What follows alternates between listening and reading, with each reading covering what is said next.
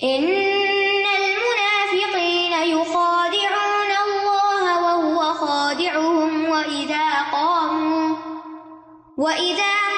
قاموا إلى الصلاة قاموا كسالى يراءون الناس ولا يذكرون اللہ الا قلیلا. بے شک منافقین اللہ کو دھوکہ دیتے ہیں حالانکہ اس نے انہیں دھوکے میں ڈال رکھا ہے، اور جب وہ نماز کے لیے کھڑے ہوتے ہیں انتہائی سستی سے کھڑے ہوتے ہیں، لوگوں کو دکھاوا کرتے ہیں اور اللہ کو بہت تھوڑا یاد کرتے ہیں. ان المنافقین یخادعون اللہ، یہ ایک تاکیدی جملہ ہے. منافقین کا حال بیان کرنے کے لیے اللہ تعالیٰ نے انا سے بات شروع کی. یقینی طور پر، یعنی تاکید کے ساتھ یہ بات کی گئی، یقینی طور پر منافق جو ہیں وہ اللہ کو دھوکہ دیتے ہیں. یخادعون کا لفظ یہ خداع سے ہے، یعنی کوئی شخص ایسے کام کا اظہار کرے جس سے اس کا معاملہ مخفی رہے اور اس کی حقیقت پر پردہ پڑا رہے، یعنی دوسروں کے سامنے کسی ایسے کام کا اظہار کرنا جو اس کے باطن کے اندر کے خلاف ہو، اندر کچھ ہو اور باہر کچھ اور کہہ رہا ہو، حقیقت چھپا جانا، یعنی اصل حقیقت چھپا دینا. تو منافقین اللہ اور اہل ایمان کو دھوکہ دیتے ہیں، جیسے کہ سورۃ البقرہ میں آتا ہے یخادعون اللہ والذین آمنوا وما یخدعون الا انفسهم، یا پھر وَإِذَا لَقُوا الَّذِينَ آمَنُوا قَالُوا آمَنَّا، حالانکہ اندر ایمان نہیں ہوتا. وَإِذَا خَلَوْا إِلَىٰ شَيَاطِينِهِمْ قَالُوا إِنَّا مَعَكُمْ، تو وہ مومنوں کو دراصل کیا کرتے ہیں؟ دھوکہ دیتے ہیں. حقیقت میں تو انہی کے ساتھ ہے، اپنے شیطانوں کے ساتھ ہے، اور مسلمانوں کو بیوقوف بناتے ہیں. تو منافقین کس طرح دھوکہ دیتے ہیں؟ ایمان کا اظہار کر کے اور کفر کو چھپا کر، اور اس طرح ان کا باطن ان کے ظاہر کی مخالفت کرتا ہے. اسی طرح لوگوں کے سامنے انتہائی عبادت گزار بن جانا اور تنہائی میں اللہ کی نافرمانی کرنا، دینی مجلس میں دینی بن جانا اور دنیاوی مجلس میں وہی کام کرنا جو دنیا کے لوگ کرتے ہیں، چاہے وہ اللہ اور اس کے رسول صلی اللہ علیہ وسلم کی نافرمانی ہو. تو منافق جو ہوتا ہے وہ لوگوں کے ڈر سے غلط کام نہیں کرتا، لوگوں سے حیا کرتا ہے، کبھی اپنے گھر والوں سے، اپنے ساتھ والوں سے، اپنے ہمسایوں سے، لیکن اکیلے میں نہ اس کی نماز میں وہ کوالٹی ہوتی ہے، اور تنہائی میں انتہائی برے برے کام کرتا ہے، یعنی لوگوں سے ڈرتا ہے. یستخفون من الناس، پیچھے پڑھا نا ہم نے، ولا یستخفون من اللہ، یعنی لوگوں سے چھپتے ہیں اور وہ اللہ سے نہیں چھپ سکتے. تو یہ منافقین کا دھوکہ ہے، اور ان کی غلط فہمی ہے کہ وہ اللہ کو دھوکہ دے سکتے ہیں، اور بعض اوقات وہ اپنی غلط بات پر قسمیں بھی کھاتے ہیں. اور نہ صرف یہ کہ دنیا میں، آخرت میں بھی جب اٹھیں گے، یوم یبعثہم اللہ جمیعا فیحلفون لہ کما یحلفون لکم، سورۃ المجادلہ میں آتا ہے، جس دن اللہ ان سب کو اٹھائے گا تو وہ اس کے سامنے قسمیں کھائیں گے جیسے تمہارے سامنے قسمیں کھا رہے ہیں، اور وہ گمان کریں گے کہ بے شک وہ کسی چیز پر ہیں، الا شیء الا انہم ھم الکاذبون. اللہ سے کیسے کوئی دھوکہ کر سکتا ہے؟ فرمایا وہو خادعہم. اس کے 3 معنی. لفظی مطلب یہ کہ اللہ تعالیٰ ان کو دھوکہ دیتا ہے. ایک معنی اس کا دھوکہ بمعنی سزا، کہ اللہ تعالیٰ ان کو ان کے دھوکے پر سزا دیتا ہے. تو ان کا فعل چونکہ دھوکہ تھا تو جو سزا دی گئی اس کا نام بھی دھوکہ رکھ دیا گیا. ٹھیک ہے، تو دھوکے سے مراد سزا ہے. دوسرا یہ کہ منافقین کا ایمان جو ہے وہ بظاہر قبول کر لیا گیا، مان لیا گیا، ٹھیک ہے تم مومن کہتے ہو اپنے آپ کو، اوکے. اور اسی لیے نبی صلی اللہ علیہ وسلم ان کو قتل نہیں کرواتے تھے اور ان کو سزا نہیں دیتے تھے ان کی ساری چال بازی پر، کیونکہ اللہ تعالیٰ نے کیا حکم دیا تھا کہ ان کے دھوکے والا معاملہ برقرار رکھا جائے، ان کے نام کھولے نہ جائیں اس طرح. تیسرا یہ کہ قیامت کے دن منافق کے نور کو بجھا کر منافق کو دھوکہ دیا جائے گا. قیامت کے دن عرصات القیامہ جو ہوں گے، یعنی جو میدان ہے قیامت کے، وہاں ایک جگہ لوگوں پہ نور تقسیم ہوگا. یہ پل صراط سے پہلے کی بات ہے. نور تقسیم ہوگا اور ہر ایک کو کتنا ملے گا؟ جتنی اس کی نیکی ہوگی یا جتنی اس نے نیکی پھیلائی ہوگی. وہاں چونکہ انہوں نے اظہار کیا تھا ایمان کا دنیا میں، تو ان کو بھی کچھ مل جائے گا تھوڑا سا، لیکن پھر کیا ہوگا؟ آگے جا کر ان کا نور چھین لیا جائے گا اور ان سے کہا جائے گا فرجو فلتمسوا نورا، پیچھے واپس جاؤ جہاں نور تقسیم ہو رہا تھا نا، وہیں سے جا کے لے کر آؤ. کیونکہ وہ کہیں گے الم نکم معکم، اندھیرا جب ہو جائے گا پل صراط پر ان کے لیے، وہاں بھی یہی کہیں گے الم نکم معکم، ہم تمہارے ساتھ نہیں تھے. تو کسی کے ساتھ ہونے سے بات نہیں بنتی جب تک اس طرح کے کام بھی نہ کیے جائیں. تو اس وقت ان کو نور دے کے جو چھین لیا جائے گا وہ ایک طرح کا دھوکہ ہے. تو یہ اللہ تعالیٰ کا منافقین کے لیے دھوکہ ہے. تو بہرحال اللہ سبحانہ تعالیٰ ان کو دنیا میں ڈھیل دے رہا ہے کہ وہ اپنے گناہوں پہ لگے رہیں، انہیں جاری رکھیں، کیونکہ انسان کو جب کسی گناہ پہ سزا نہیں ملتی تو وہ اور زیادہ شیر ہو جاتا ہے اس پر، اور اسی وجہ سے پھر وہ حق کو پہچان ہی نہیں پاتے. دنیا میں بظاہر ان کے ساتھ مسلمانوں جیسا ہی معاملہ کیا جاتا ہے، ان کو غنیمتیں بھی ملتی ہیں، وہ مسلمان عورتوں سے شادیاں بھی کر لیتے ہیں، ان کے مال جان کی حفاظت بھی ہو جاتی ہے، لیکن جو ہی موت آئے گی تو معاملہ مختلف ہو جائے گا. سورۃ البقرہ میں اللہ تعالیٰ نے ان کی 2 مثالیں بھی بیان کی ہیں. مثلہم کمثل الذی استوقد نارا، تو انہوں نے تھوڑا سا لا الہ الا اللہ کے نور سے دنیا میں فائدہ حاصل کر لیا، لیکن جب موت نازل ہوتی ہے تو پھر وہ لا الہ الا اللہ بھول جاتا ہے ان کو. اور ملائکہ جو ہیں ان کی جان لیتے ہوئے کیا کرتے ہیں، وَلَوْ تَرَىٰ إِذْ يَتَوَفَّى الَّذِينَ كَفَرُوا الْمَلَائِكَةَ يَضْرِبُونَ وُجُوهَهُمْ وَأَدْبَارَهُمْ، کاش تم دیکھو جو فرشتے ان لوگوں کی جان قبض کرتے ہیں جنہوں نے کفر کیا، ان کے چہروں اور پیٹھوں پہ مارتے ہیں، یعنی جان نکلتے وقت بھی ان کی پٹائی ہو رہی ہوتی ہے، اور کہتے ہیں کہ جلنے کا عذاب چکھو. تو منافقین کے لیے دنیا اور آخرت دونوں میں ہی رسوائی ہے. تو منافقین کے فعل کو خداع سے بیان کیا گیا، یعنی خداع کا لفظ اس کے لیے بیان کیا گیا. اور یہاں آپ دیکھیں منافقین کے لیے یخادعون کا لفظ آ رہا ہے اور اللہ تعالیٰ کے لیے خادعہم ہے. ایک فعل ہے اور ایک اسم ہے، ٹھیک ہے. تو یخادعون دھوکہ دیتے ہیں، یعنی جب دھوکہ دیتے ہیں کبھی کامیاب ہو جاتے ہیں کبھی نہیں ہوتے، لیکن خادعہم اس میں پرماننسی ہے، یعنی جب وہ سزا دے گا، اس کا بدلہ دے گا تو اس میں کوئی کمی نہیں ہوگی. پھر وَإِذَا قَامُوا إِلَى الصَّلَاةِ قَامُوا كُسَالَىٰ، اور منافقوں کی عادت کیا ہے کہ جب نماز کے لیے کھڑے ہوتے ہیں تو بہت سستی کے مارے. یہ ان کے کبھی افعال کو مزید کھول کے بیان کیا جا رہا ہے، ان کی علامتیں بتائی جا رہی کہ پہچان جائے مسلمان. نماز جو ہے یہ انسان کے اعمال میں سے سب سے افضل عمل ہے، سب سے پہلے اس کا سوال ہوگا، اور یہ اللہ تعالیٰ سے ملاقات کا ایک ذریعہ ہے، اپنی بندگی کے عملی اظہار کا ذریعہ ہے. تو منافق یہی فیل ہو جاتا ہے، جب ایمان نہیں ہوتا تو نماز میں کوئی دلچسپی نہیں ہوتی، نہ ہی کوئی خشوع و خضوع، نہ ہی کوئی معنی کو سمجھنا، اور نہ ہی نماز کے لیے دل چاہنا. جن لوگوں کو اللہ سے محبت ہوتی ہے جب نماز کا وقت آتا ہے تو بے چین ہو جاتے ہیں، ان کا دھیان نماز کی طرف لگ جاتا ہے اور وہ شوق سے جاتے ہیں. اگر وہ تھکے ہوئے بھی ہوں تو نماز سے ان کو راحت مل جاتی ہے. اسی لیے نبی صلی اللہ علیہ وسلم کیا فرماتے تھے، یا بلال اقم الصلاۃ ارحنا بہا، اے بلال نماز قائم کرو، ہمیں اس سے راحت پہنچاؤ. لیکن یہاں یہ کیا کرتے ہیں، جب کھڑے ہوتے ہیں تو بوجھل انداز مارے بندے، کبھی ایک ٹانگ پہ کھڑے ہوئے کبھی دوسرے پہ کھڑے ہوئے، بس جلدی سے نہ اس میں اللہ کا ذکر کچھ صحیح طور پہ یاد کیا، نہ کچھ، بس ٹکرے ماری اور بات ختم. یعنی مصیبت کے مارے کھڑے ہوتے ہیں. سست آدمی کون ہوتا ہے؟ جس کے اندر ڈھیلا پن ہو، لیزینس ہو، تھکا ہوا، یعنی بوجھل طبیعت کے ساتھ، جیسے اس کے اوپر کوئی مصیبت آئی بھی ہو. انہیں وضو کرنا بھی مشکل لگتا ہے، مسجد جانا بھی مشکل لگتا ہے، اور اس سے کوئی دلچسپی بھی نہیں ہوتی، کیونکہ ان کے سامنے نہ تو آخرت کا کانسیپٹ ہے، نہ ہی کوئی ثواب اور انجام کی فکر ہے ان کو. تو ایک مجبوری کے مارے نماز پڑھتے ہیں، کیونکہ اس زمانے میں اگر کوئی نماز نہیں پڑھتا تھا تو مسلمان ہی نہیں شمار ہوتا تھا. تو مومن خوشی کے ساتھ نماز پڑھتا ہے کہ میرے رب نے مجھے بلایا ہے تو فوراً حاضر ہو جاؤں. اور منافق سستی کے ساتھ پڑھتا ہے. منافق دیگر نیک کام بھی سستی سے کرتا ہے، جیسے سورۃ التوبہ میں ان کے نفقات کا ذکر آتا ہے، وَلَا يُنْفِقُونَ إِلَّا وَهُمْ كَارِهُونَ، اور وہ خرچ نہیں کرتے مگر وہ ناپسند کرتے ہوئے، یعنی صدقہ بھی مصیبت کے مارے دیتے ہیں، خوشی سے نہیں دیتے. ابن القیم کہتے ہیں نماز میں یہ 6 صفات نفاق کی علامت ہے. نماز کی طرف جاتے وقت سستی کا مظاہرہ کرنا، نماز ادا کرتے ہوئے لوگوں کو دکھاوا کرنا، اس کی ادائیگی میں تاخیر کرنا یعنی ڈیلے کر کے پڑھنا، جلدی جلدی ٹھونگے مارنا، اس میں اللہ کا ذکر کم کرنا، باجماعت نماز پڑھنے سے پیچھے رہنا، یہ نفاق کی علامات ہے. تو نماز کے وقت کو ضائع کرنے کے بارے میں کیا آتا ہے، الذین ھم عن صلاتہم ساہون، فضول کاموں میں لگے رہے اور ڈیلے کر کے بالکل آخری وقت میں ٹکرے ماری. تو اہل ایمان کے لیے تو نماز آنکھوں کی ٹھنڈک ہے. یعنی آنکھوں کی ٹھنڈک میں کیا ہوتا ہے، نہیں جس کام کو کر کے انسان خوش ہو جاتا ہے، جس چیز سے انسان کو محبت ہوتی ہے وہ کام کر کے انسان کو ایک عجب لذت نصیب ہوتی ہے، لیکن غافل اس ٹھنڈک سے محروم ہوتے ہیں. ابن قیم کہتے ہیں، اور جب انسان کی آنکھ کسی چیز سے ٹھنڈی ہو اور اس کے دل کو اس سے سکون اور راحت ملے تو سب سے زیادہ مشکل چیز یہ ہے کہ وہ اس سے جدا ہو جائے. ان کو نماز ختم ہونے کا غم ہوتا ہے کہ نماز ختم ہو گئی بس.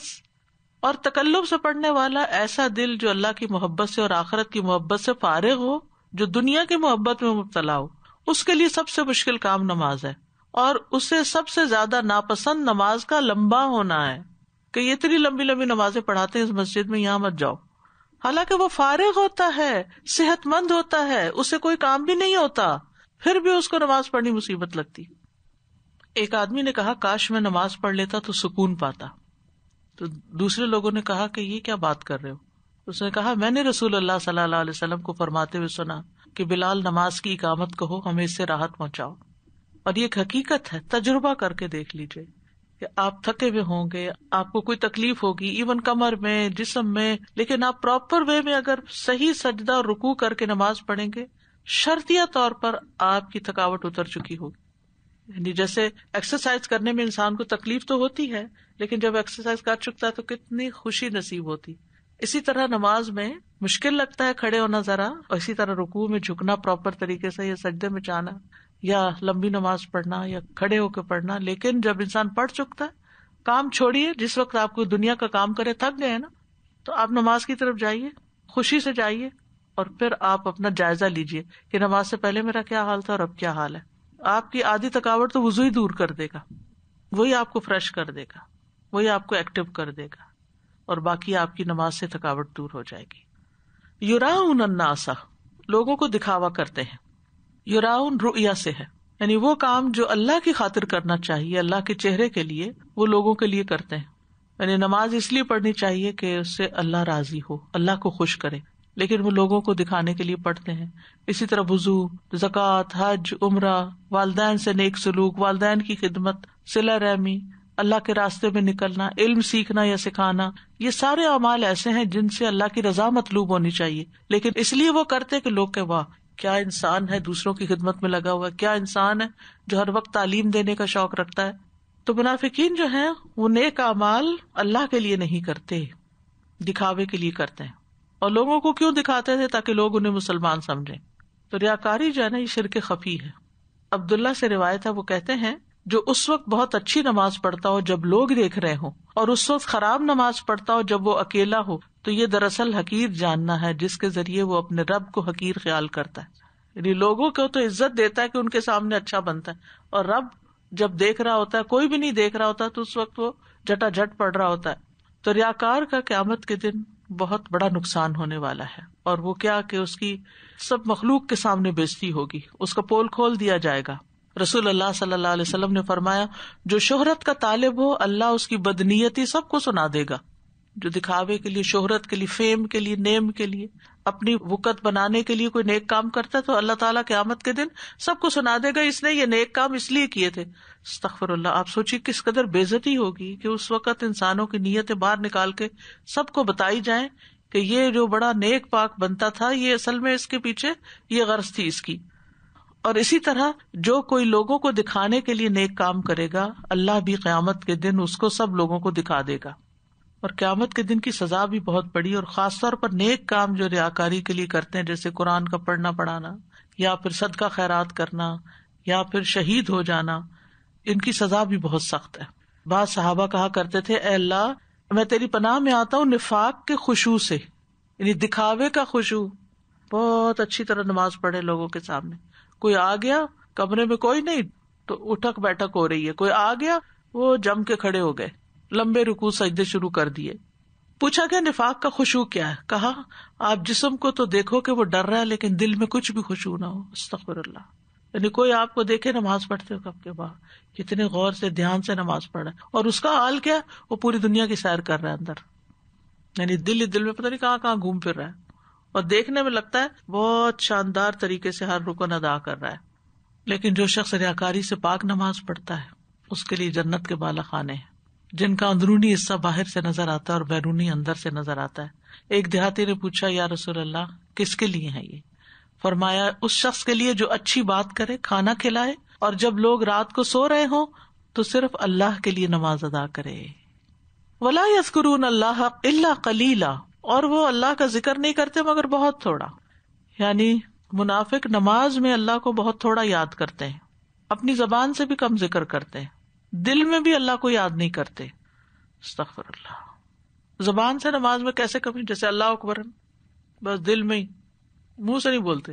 لٹرلی بعض اوقات لوگوں کو آپ دیکھیں نماز پڑھتے ہوئے کیا مجال ہونٹ ہلائیں، حیرت ہوتی ہے کیا کر رہے ہیں کھڑے ہو کے. نہ ہی کوئی یعنی کہ وہ تلاوت اس میں کر رہے ہوتے ہیں، نہ کچھ، بس منہ بند کر کے کھڑے ہیں.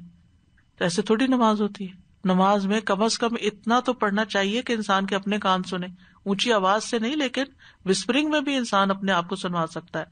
اسی طرح صحیح طور پر رکوع سجود ادا نہیں کرتے اور دل کہیں اور ہی ہوتا ہے، غافل ہوتا ہے.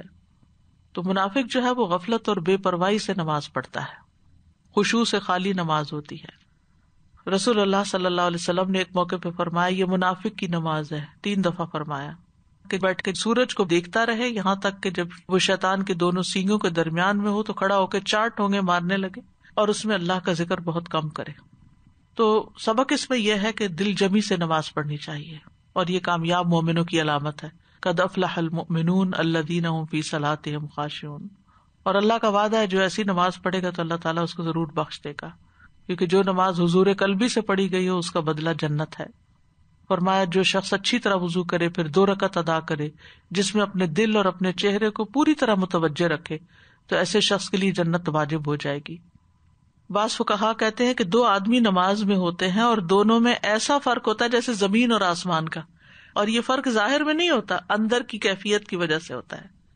استغفر اللہ. اللہ تعالیٰ ہماری نمازیں ٹھیک کر دے. اسی طرح عمار بن یاسر کہتے ہیں میں نے رسول اللہ صلی اللہ علیہ وسلم کو فرماتے ہوئے سنا، آدمی نماز پڑھ کر اس حال میں لوٹتا ہے کہ کبھی اس کے لیے اس نماز کا 10واں حصہ، کبھی 9واں، کبھی 8واں، کبھی 7واں، کبھی 6واں، کبھی 5واں، کبھی 4تھا، کبھی تہائی یا آدھا حصہ اجر لکھا جاتا ہے. یعنی ہر آدمی جو نماز پڑھ کے اٹھتا ہے اس کا اجر مختلف ہوتا ہے. تو اس آیت سے مجموعی طور پر یہ پتہ چلتا ہے کہ دھوکہ دینا منافقین کی صفت ہے. اللہ کی صفت جو دھوکہ دینا آتا ہے یہ قابل تعریف صفت ہے کہ اللہ تعالیٰ ان کا مقابلہ کرنا جانتا ہے اور ان کو سزا دے سکتا ہے. اللہ تعالیٰ کے حق میں اور بھی اس طرح کی کچھ صفات ہیں جو قابل تعریف ہیں، جیسے خدا کے علاوہ استہزاء، اللہ یستہزئ بہم، کید و اکید کیدا، مکر و مکرنا مکرن، اور سخر اللہ منہم. پھر یہ ہے کہ منافق کی نماز قبول نہیں ہوتی. منافق صرف لوگوں کے سامنے اللہ کا ذکر کرتا ہے، اکیلے میں بالکل ذکر نہیں کرتا. یعنی ذکر سب سے ایک آسان کام ہے جس سے زبان تھکتی بھی نہیں، لیکن منافق کو نصیب نہیں ہوتا. وہ دکھاوے کی نماز پڑھتا ہے، سستی اور کاہلی سے نماز پڑھتا ہے. اب ہو سکتا ہے کہ کوئی شخص منافق نہ ہو، دل سے ایمان رکھتا ہو، لیکن سستی سے نماز پڑھنا منافق کی مشابہت ہے، تو اس سے بھی بچنا چاہیے. چستی سے پڑھنی چاہیے، سرور سے پڑھنی چاہیے، خوشی سے پڑھنی چاہیے، کیونکہ یہ اللہ سبحانہ وتعالیٰ کے ساتھ سرگوشیاں ہیں، مناجات ہیں. جب انسان کو اپنے کسی دوست سے ملنے کا شوق ہوتا ہے تو اس کے اندر ایک سوچ کے بھی خوشی آ جاتی. تو نماز اللہ سے ملاقات ہے، سوچ کے بھی خوشی آنی چاہیے. اور اگر نماز میں تھوڑی سی بھی سستی آنے لگے تو اپنا محاسبہ بھی کرنا چاہیے، اپنا حساب لینا چاہیے کہ ایسا کیوں ہو رہا ہے، اور اپنے نیک اعمال کو ریاکاری سے بچانا چاہیے.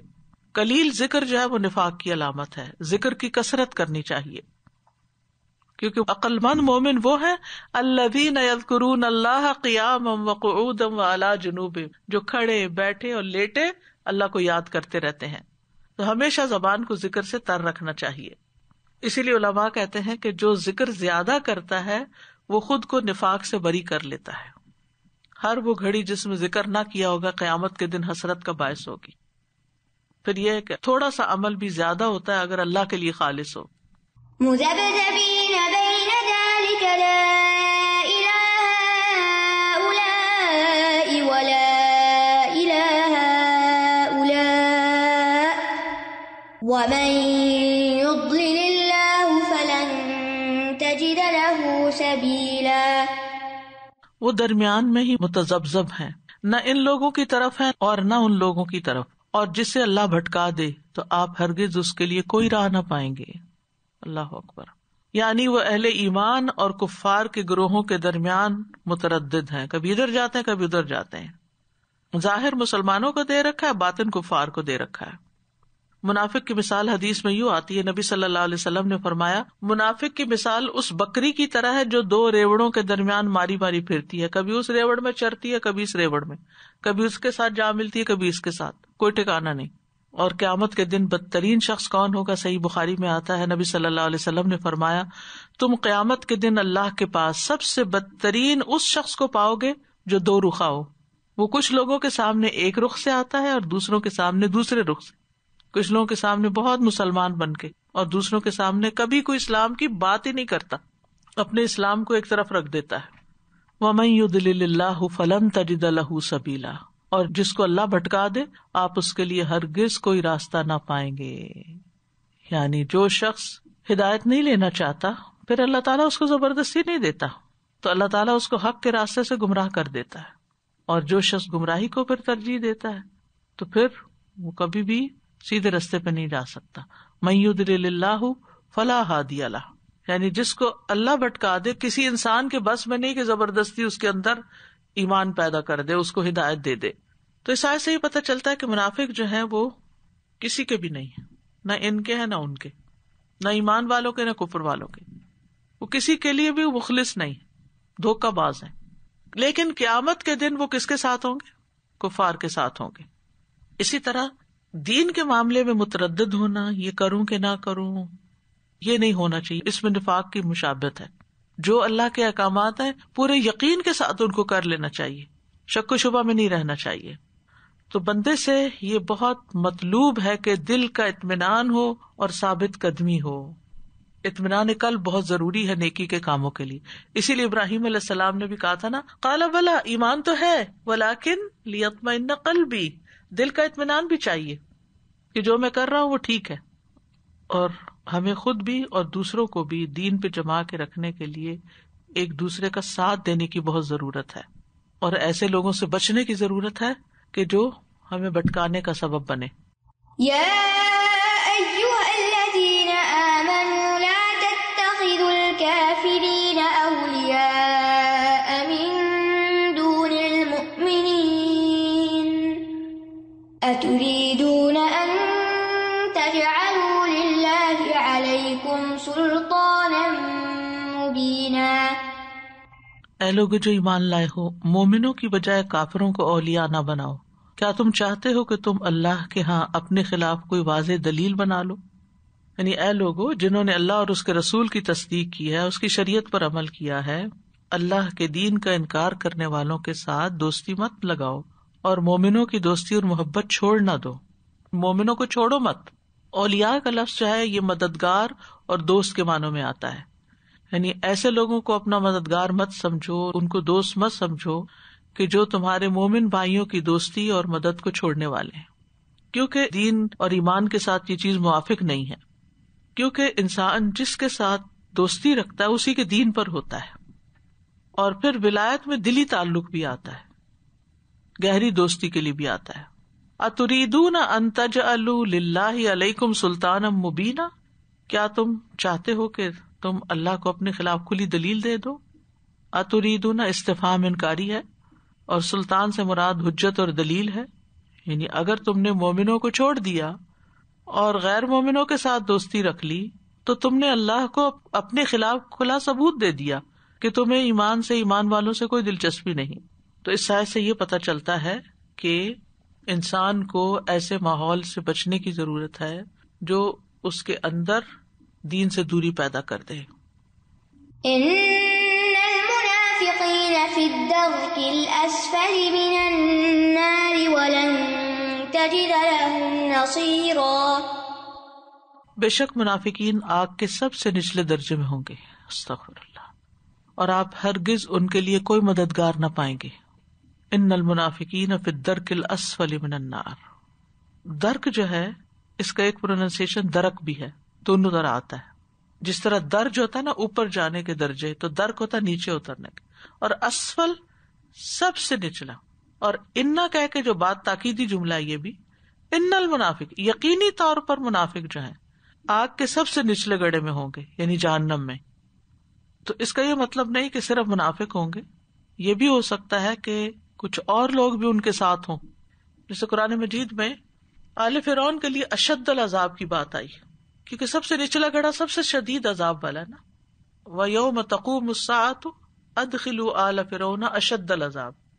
اسی طرح وہ لوگ جنہوں نے مومن مردوں اور عورتوں کو آگ کے گڑھے میں پھینکا تھا سورۃ البروج میں جن کا ذکر آتا ہے، ان کے لیے بھی فَلَهُمْ عَذَابُ جَهَنَّمَ وَلَهُمْ عَذَابُ الْحَرِيقِ.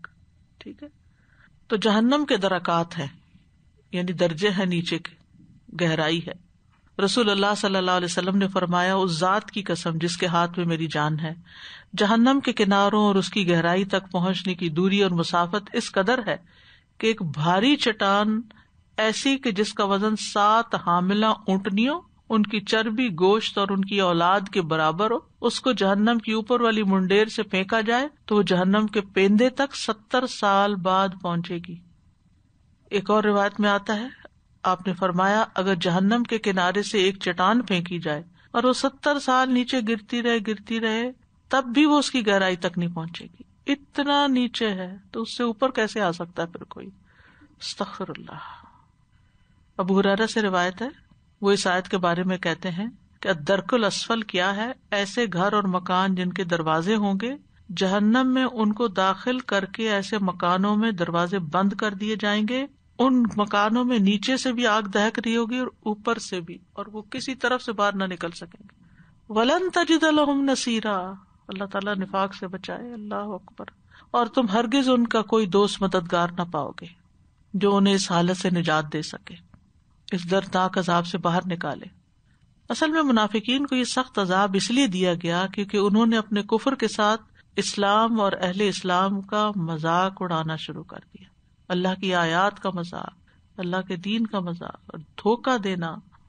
بہت سی گھٹیا عادات کے مالک ہیں، اس لیے اس کی سزا کافر کی سزا سے بھی سخت ہے. یعنی جہنم میں لوگ اپنے اپنے اعمال کے مطابق جائیں گے، اور مسلمانوں میں سے جو لوگ غلط کام کرتے اور توبہ کے بغیر مر جائیں گے وہ سب سے اوپر والے حصے میں ہوں گے.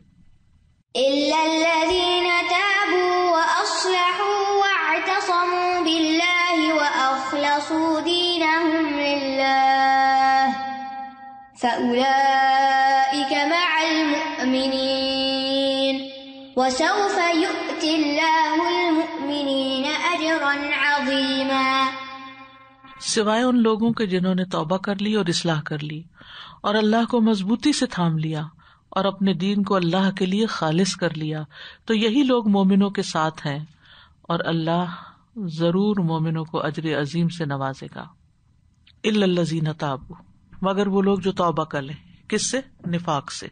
یعنی نفاق چھوڑ کر خالص اور صریح ایمان کی طرف لوٹ آئیں. توبہ کا مطلب ہوتا ہے پلٹنا. وَأَصْلَحُوا، اصلاح کر لیں، یعنی جو فساد انہوں نے کیا اس کی اصلاح کریں، اپنے ظاہر کی اصلاح بھی کریں، باطن کی اصلاح بھی کریں. کیونکہ سورۃ البقرہ میں ان کے بارے میں آتا نا، الا انہم ھم المفسدون، کہ یہ تو فساد کرنے والے ہیں. تو یہ دوسری شرط ہے. اور توبہ کی شرائط میں سے بھی ایک شرط یہ ہوتی ہے کہ اگر کسی کا حق مارا ہے تو اس کو ادا کیا جائے. پھر ہے واعتصموا باللہ، اللہ کو مضبوط تھام لیں، یعنی اللہ کی طرف رجوع کریں، اللہ پہ توکل کریں، اللہ کی رسی کو تھام لیں، اللہ کے دین کو تھام لیں. کیونکہ وہ بار بار کفار کی طرف جاتے تھے اور ان سے پناہ لیتے تھے، ان کی پناہ طلب کرتے تھے. تو یہاں کیا ہے؟ ان کو پکڑنے کے بجائے اللہ کی طرف متوجہ ہو. وَأَخْلَصُوا دِينَهُمْ لِلَّهِ، اور انہوں نے اپنے دین کو اللہ کے لیے خالص کر لیا. یعنی دین سے مراد اسلام، ایمان، احسان، سب کچھ. ظاہری اور باطنی اعمال میں ان کا مقصد اللہ کی رضا حاصل کرنا ہو، دکھاوے اور نفاق سے بچے ہوئے ہوں. ریاکاری چھوڑ کر اخلاص کو اپنائیں. اخلصوا دینہم للہ، یعنی اپنی عبادت کو اللہ کے لیے خالص کر لیں، کسی اور کو اس میں شریک نہ کریں. کیونکہ ان کی عادت تھی نا یراؤن الناس، تو اس کے اپوزٹ بتایا گیا. فاولئک مع المؤمنین، ایسے لوگ مومنوں کے ساتھ ہوں گے، دنیا میں بھی، برزخ میں بھی، آخرت میں بھی اہل ایمان کے ساتھ ہوں گے. یہ نیک صحبت کی اہمیت ہے. کیونکہ انسان توبہ بھی کر لے، اصلاح بھی کر لے، اخلاص بھی کر لے، لیکن اگر اپنی کمپنی نہیں چھوڑتا غلط، تو پھر وہ اسی کی طرف پلٹ جائے گا. تو اس کے لیے بہت ضروری ہے کہ وہ مومنوں کے ساتھ ہو. فاولئک مع المؤمنین، ایسے ہی لوگ دراصل مومنوں کے ساتھ ہیں دنیا اور آخرت میں.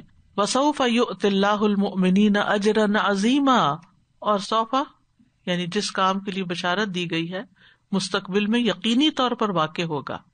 سوفا تاکید کے لیے آیا ہے، یعنی اللہ نے مومنوں کو جو کچھ دینے کا وعدہ کیا ہے اس میں کوئی شک ہی نہیں. اور وہ کیا ہے؟ اجرن. اجرن نکرہ ہے، بہت بڑا اجر. اور عظیمہ کہہ کے مزید اس پہ تاکید ہے، یعنی اتنا بڑا اجر ہے کہ جس کا کوئی تصور بھی نہیں کر سکتا. ایک طرف آپ دیکھیں منافقوں کی سزا بتائی گئی، الدرک الاسفل، اور پھر یہ کہ مایوس نہ ہو، اگر غلطیاں ہو گئی ہیں، منافقت ہو گئی ہے، نکل آؤ اس سے باہر. اصلاح کے 4 نکات بتا دیے گئے، یہ کر لو تو اب تمہارا شمار مومنوں میں ہوگا، ان کے ساتھ ہوگے، انہی کے ساتھ اٹھائے جاؤ گے اور انہی کے ساتھ اجر عظیم پاؤ گے. 2 دفعہ مومنوں کا لفظ آیا اس آیت کے اندر. تو ایمان بہت بڑی چیز ہے اور ایمان ہی اخلاص دیتا ہے بندے کو. تو مومنوں سے جو وعدہ ہے توبہ کرنے والوں سے بھی وہی وعدہ ہے. لیکن اگر کوئی شخص مومنوں کی رفاقت سے محروم ہو گیا تو وہ اس خیر سے بھی محروم ہوگا جو مومنوں کو ملے گی. تو جو شخص ایمان لے آتا ہے تو اس کے لیے اجر عظیم کا وعدہ ہے جیسے اس آیت میں ہے، اور دنیا اور آخرت میں اللہ تعالیٰ کا دفاع ملتا ہے. ان اللہ یدافع عن الذین آمنوا. سچا ایمان لانے کا یہ فائدہ ہے کہ اللہ مومنوں کا دفاع کرتا ہے. حاملین عرش فرشتے جو ہیں وہ مومنوں کے لیے استغفار کرتے ہیں. الذین یحملون العرش ومن حولہ یسبحون بحمد ربہم ویؤمنون بہ ویستغفرون للذین آمنوا. ایمان والوں کے لیے استغفار کرتے ہیں، اللہ کی دوستی ملتی ہے. اللہ ولی الذین آمنوا. ایمان والوں کو فرشتے ثابت قدم رکھیں گے. اذ یوحی ربک الی الملائکۃ انی معکم فثبتوا الذین آمنوا. ایمان والوں کے لیے فرشتوں کو کیا حکم ہے کہ ایمان والوں کو ثابت قدم رکھو. پھر درجات اور مغفرت اور رزق کریم کا وعدہ ہے. اولئک ھم المؤمنون حقا لہم درجات عند ربہم ومغفرت ورزق کریم. پھر عزت ہے، وَلِلَّهِ الْعِزَّةُ وَلِرَسُولِهِ وَلِلْمُؤْمِنِينَ وَلَكِنَّ الْمُنَافِقِينَ لَا يَعْلَمُونَ. پھر اللہ کی معیت نصیب ہوتی ہے، وَأَنَّ اللَّهَ مَعَ الْمُؤْمِنِينَ. دنیا اور آخرت میں رفعت ملتی ہے. يَرْفَعِ اللَّهُ الَّذِينَ آمَنُوا مِنكُمْ وَالَّذِينَ أُوتُوا الْعِلْمَ دَرَجَاتٍ. دوہری رحمت اور نور ملتا ہے. یا ایھا الذین آمنوا اتقوا اللہ وآمنوا برسولہ یؤتکم کفلین من رحمتہ. اے لوگو جو ایمان لائے اللہ سے ڈرو اور اس کے رسول پر ایمان لاؤ، وہ تمہیں اپنی رحمت سے دوہرا حصہ عطا کرے گا. اللہ اور اس کے مخلوق کی محبت ملتی ہے. ان الذین آمنوا وعملوا الصالحات سیجعل لهم الرحمن ودا. یقیناً جو لوگ ایمان لائے اور اچھے کام کریں اور نیک عمل بھی کیے، اللہ رحمان ان کے لیے لوگوں کے دلوں میں ضرور محبت پیدا کر دے گا. پھر خوف سے امن نصیب ہوگا. فمن آمن واصلح فلا خوف علیہم ولا هم یحزنون. وہ جو اندر ایک شرمندگی اور گلٹ ہوتی ہے، دل کے اندر ایک پنچ ہوتی ہے منافقت کی وجہ سے، وہ نکل جائے گی، بے فکر ہو جائیں گے. کیونکہ جو شخص غلط کام نہیں کرتا وہ امن اور چین میں ہوتا ہے. پھر ایمان والوں کے لیے قرآن سے شفا اور ہدایت ہے. قل هو للذین آمنوا ھدی وشفاء والذین لا یؤمنون فی آذانہم وقر وہو علیہم عمی. کہہ دیجیے یہ ان لوگوں کے لیے جو ایمان لائے ہدایت اور شفا ہے، اور وہ جو ایمان نہیں لاتے ان کے کانوں میں بوجھ ہے. تو اس آیت سے جو فائدہ حاصل ہوتا ہے وہ یہ کہ فخر الدین رازی کہتے ہیں کہ اللہ نے منافقوں سے سزا ختم کرنے کے لیے 4 چیزوں کی شرط لگائی ہے. پہلی توبہ، دوسری عمل کی اصلاح، تیسری اللہ سے اپنا تعلق مضبوط کرنا، چوتھی اخلاص. اور جو شخص فسادی ہو اس کی توبہ بھی اسی طرح ہی ہوگی. اور یہ کہ اہل ایمان سے کیے گئے وعدے جو ہیں وہ سچے ہیں، اور ثواب کو یہاں اجر بتایا گیا ہے. ما يفعل الله بعذابكم إن شكرتم وآمنتم وكان الله شاكرا عليما. اللہ تمہیں عذاب دے کر کیا کرے گا اگر تم شکر کرو اور ایمان لے آؤ، اور اللہ بہت قدردان، بہت علم والا ہے. ما یفعل، کیا کرے گا، یعنی اللہ ایسا نہیں کرنے والا. اللہ نے تمہیں عذاب دینے کے لیے نہیں پیدا کیا، اللہ نے تمہیں جہنم کے لیے نہیں پیدا کیا. اللہ کو اس سے دلچسپی، تم اللہ کی مخلوق ہو. اللہ نے جنت تمہارے لیے بنائی. آدم علیہ السلام جنت میں تھے. یعنی عام طور پہ ہوتا نا اللہ سزا دے گا، اللہ عذاب دے گا، وہ ہر ایک کو عذاب نہیں دے گا، اور نہ ہی اللہ تعالیٰ کو اس سے دلچسپی ہے کہ وہ اپنی مخلوق کو آگ میں پھینکے. لیکن اگر اللہ کے عذاب سے بچنا ہے تو کیا کرو؟ شکر ادا کرو. ان شکر تم آمن تم. علماء کہتے ہیں کہ اللہ کے عذاب سے بچنے کے لیے شکر فائدہ دیتا ہے. شکر گزار رہو, بندوں کے بھی اللہ کے بھی. اللہ کا شکر ہے بہت کچھ ہے, اللہ تیرا شکر ہے تو نے یہ سب کچھ دیا. چلتے پھرتے اٹھتے بیٹھتے اللہ کی نعمتوں کو بندہ یاد کرتا رہے. اسی طرح استغفار اللہ کے عذاب سے نجات دیتا ہے کہ اللہ تعالیٰ عذاب دینے والا نہیں. ما کان اللہ لیعذبہم وانت فیہم, اور پھر وہم یستغفرون کی بات آتی ہے. اسی طرح دعا, وما یعبؤ بکم لولا دعاؤکم, یعنی دعا کرتا رہے انسان تو وہ بھی عذاب سے بچاتی. استغفار, شکر, دعا. تو شکر کیا ہوتا ہے؟ دل سے اللہ کی طرف جھکنا, اس کی نعمتوں کا اعتراف کرنا, زبان سے اس کی تعریف کرنا, ذکر کرنا, اور عملی طور پر ان نعمتوں کو اللہ کے فرما برداری میں استعمال کرنا, حرام کاموں میں نہیں استعمال کرنا. پہلے شکر کی بات کی گئی, پھر ایمان کی بات کی گئی, کیونکہ جب بندہ نعمتوں کو دیکھ کے شکر ادا کرتا ہے تو پھر ایمان پکا ہوتا ہے, پھر صحیح ایمان آتا ہے. تو شکر جو ہے وہ ایمان کا بھی سبب ہے, عمل صالح کا بھی سبب ہے, اچھے اخلاق کا بھی سبب. بہت ساری اچھی کوالٹیز انسان کے اندر شکر سے پیدا ہوتی ہیں. اسی لیے شیطان نے کہا تھا وَلَا تَجِدُ أَكْثَرَهُمْ شَاكِرِينَ, کہ میں انسانوں کو ایسا بہکاؤں گا کہ ان کی اکثریت شکر نہیں کرے گی, اور شکر کا فائدہ خود انسان کو ہی ملتا ہے. وَمَن يَشْكُرْ فَإِنَّمَا يَشْكُرُ لِنَفْسِهِ كَذَلِكَ نَجْزِي مَن شَكَرَ وَكَانَ اللَّهُ شَاكِرًا عَلِيمًا. اللہ اپنے بندوں کا بڑا قدردان ہے, یعنی جو شکر کرتا ہے اللہ تعالیٰ اس کے لیے الشکور ہے, الشاکر ہے, ان کو اچھا بدلہ دینے والا ہے جس کے وہ مستحق ہے. یعنی اللہ تعالیٰ نے یہاں اپنی صفت بھی وہی بتائی. تو اس آیت سے یہ پتہ چلتا ہے کہ شکر بہت ضروری ہے. نعمتوں کا شکر انسان کرتا رہے تو ایمان میں اضافہ ہوتا رہے گا اور دنیا اور آخرت میں اجر عظیم عطا کرے گا اللہ تعالیٰ. من عمل صالحا من ذکر او انثى وهو مؤمن فلنحيينه حیاتا طیبہ ولنجزینہم اجرہم باحسن ما كانوا يعملون.